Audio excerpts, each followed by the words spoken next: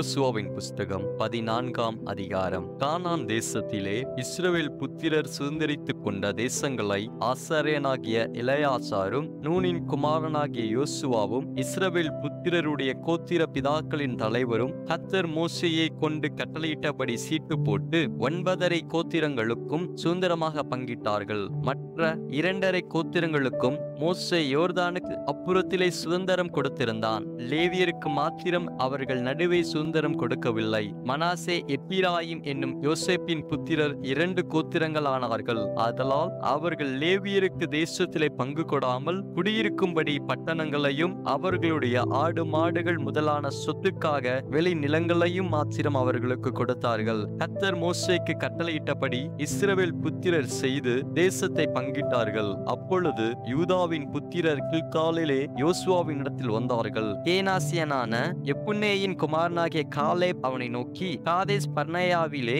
கர்த்தர் என்னை குறித்தும் உம்மை குறித்தும் தேவனுடைய மனுஷனாகிய மோசேயோட சொன்ன வார்த்தையை நீர் அறிவீர். தேசத்தை வேவு பார்க்க கர்த்தரின் தாசனாகிய மோசே என்னை காதேஸ் பர்னேயாவிலிருந்து அனுப்புகிற போது எனக்கு 40 வயதாயிருந்தது. என் இருதயத்தில் உள்ளபடியே அவருக்கு மறு செய்தி கொண்டு வந்தேன். ஆனாலும் என்னோடு கூட வந்த என் சகோதரர் ஜனத்தின் இருதயத்தை கரைய பண்ணினார்கள். நானோ என் தேவனாகிய கர்த்தரை உத்தமமாய் பின்பற்றினேன். அந்நாளிலே மோசே, நீ என் தேவனாகிய கர்த்தரை உத்தமமாய் பின்பற்றினபடியினால் உன் கால் மிதித்த தேசம் உனக்கும் உன் பிள்ளைகளுக்கும் என்றைக்கும் சுதந்திரமாய் இருக்க கடவுது என்று சொல்லி ஆணையிட்டார். இப்போதும் இதோ கர்த்தர் சொன்னபடியே என்னை உயிரோടെ காத்தார். இஸ்ரவேலர் வனாந்தரத்தில் சஞ்சரிக்கையில் கர்த்தர் அந்த வார்த்தையை மோசேயோட சொல்லி இப்போது 45 வருஷமாயிற்று. இதோ இன்று நான் 85 வயதுள்ளவன். மோசே என்னை அனுப்புகிற நாளில் எனக்கு இருந்த அந்த பலன் இந்நாள் வரைக்கும் எனக்கு இருக்கிறது.